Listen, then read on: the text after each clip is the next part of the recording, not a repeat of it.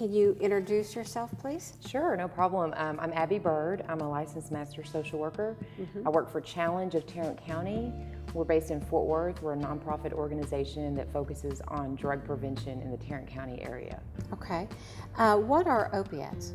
Opiates are prescription painkillers. Okay. That's the easiest way to describe them. Some examples would be hydrocodone, oxycodone, oxycontin, fentanyl, which is a really strong one, codeine, Vicodin, painkillers like that. Okay. So what can we do to prevent overdose deaths? There's a new medication that's out on the market now. It's called naloxone, and it's very effective in reversing the effects of overdose.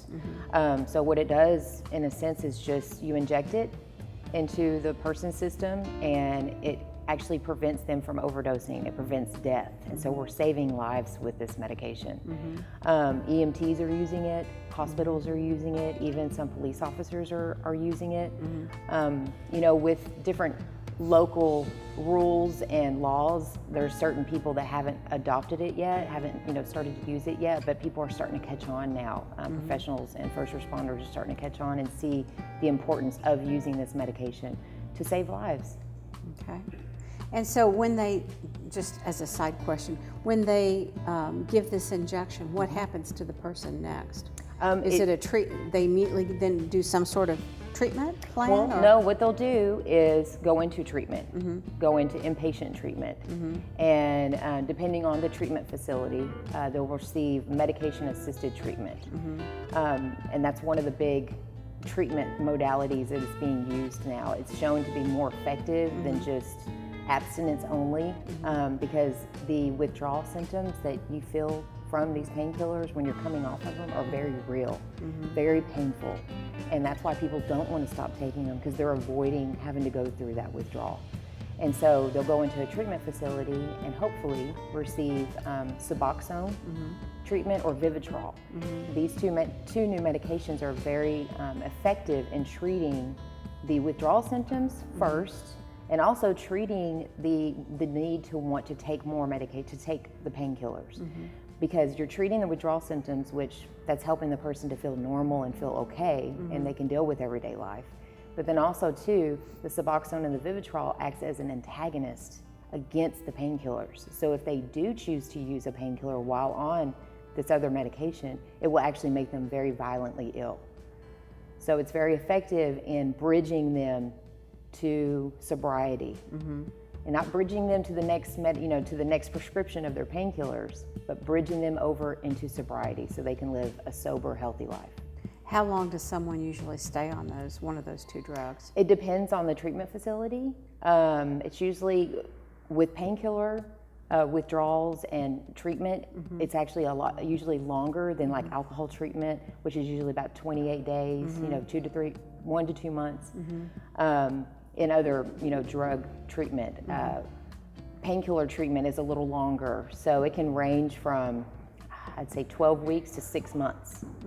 So it just depends on what the person needs, how far they are in their addiction, and also too what insurance will cover. Unfortunately, we have to deal with what insurance will cover, and so it's really up to the treatment facility how long they're gonna stay on it. And then they can go from inpatient to outpatient treatment. And so they receive that follow-up treatment where they're not just treated inpatient and then pushed out onto the street. Where they're given a full treatment, they can go and get therapy and counseling and things like that. So you just don't want to just leave them out on the street, because that's whenever relapse is very high. Because people that come off of painkillers, especially if they've been taking it for a long time, have severe withdrawals. And they're very, very hard to deal with. And that's why people don't want to stop taking them, because they're afraid of those withdrawal symptoms. So Suboxone actually treats the withdrawal symptoms, allows them to feel okay and not so sick, but it also acts as an antagonist against painkillers. So if they do take a painkiller while on Suboxone, it'll make them very violently ill. So it prevents them from taking this medicine because they don't want to become sick. So it's very effective, and it's shown to not really have any abuse effects around it, like with methadone was. How long has that been out? It hasn't been out very long, and the studies that they conducted before they actually released it, shown it to be very effective in clinical trials. So it's been around for a few years, and all the different treatment facilities are starting to move away from methadone treatment, and they're starting to adapt or adopt these Suboxone or Vivitrol treatments. Okay. How is the addiction affecting young people? Well, as a matter of fact, I am the program director for SMART Arlington. We are a drug-free community coalition that focuses on doing drug prevention for youth in the Arlington area. Our target population is 12 to 17. We conducted a youth drug survey at all those junior highs and high schools last year, and what we found is that almost 17% of 12th graders surveyed in the Arlington School District reported taking a prescription painkiller without a doctor's prescription at some point in their life. Wow. Yes. That's amazing. Exactly. It's scary. Yeah, it really is. Yes. What would you say is the challenge of Tarrant County doing to educate the community? Well, one thing we're doing is a really big event coming up. It's called the Opioid Symposium. It's called When the Prescription Becomes the Problem. And what we're going to do is really try to educate the community about different treatment modalities, then talk about how to prevent overdose and how to prevent people from wanting to use painkillers to begin with. Because really what it comes down to is we're in a lot of pain in this country. The United States consumes over 90% of the world's produced opiates. So we're obviously in a lot of pain. And so. But why is that? Why do they? There's just people, is it an automatic prescription well, process, yes, there's over prescribing by doctors, and that's actually coming to a halt. That's actually, we're doing a lot of work to try to prevent that. We do drug take-backs in the community. Arlington does a drug take-back, Mansfield does a drug take-back, all the community, the Tarrant County community as well as Dallas County. All throughout the nation we do drug take-backs. We're trying to get these prescriptions out of the wrong hands, because a lot of times people will leave them in their medicine cabinets and they don't realize that they need to hide them, they need to lock them up because people are abusing them, they're selling them on the streets. It's a very scary thing. And so in order to treat the pain, because the pain is real, you can't just be rid of the fact that the people are in pain. There's actually other ways to treat it. You can cycle on and off of ibuprofen and Tylenol.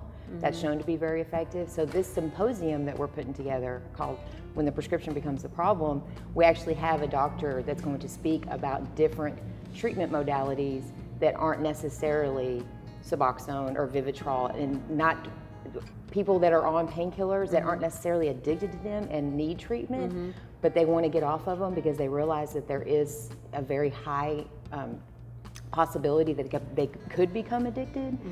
And so people are starting to want to move away from that, but the pain's still there, so they need something to help relieve the pain. And so that's what we're going to talk about in this symposium, is different ways to treat the pain that's real, and so the prescription doesn't become the problem. And law enforcement, they're going to talk about what they see with it and how the epidemic is actually spreading into the kind of the black market, the drug community, heroin and things like that. Heroin and painkillers are very closely chemically related. And so some people will turn to heroin when they can't get their prescription anymore. And that's a whole another conversation. Wow. Yeah. So we would like for people to come to the symposium. Lunch is going to be served, breakfast will be served, CEUs will be offered for professionals, it's about 6 to 8 CEUs, $25, very low nominal cost. It's going to be all day long, and it's going to be great. It's a really great opportunity to receive really good cutting edge education on this growing epidemic in our community. Excellent. Yes. Thank you very much. Yes, thank you.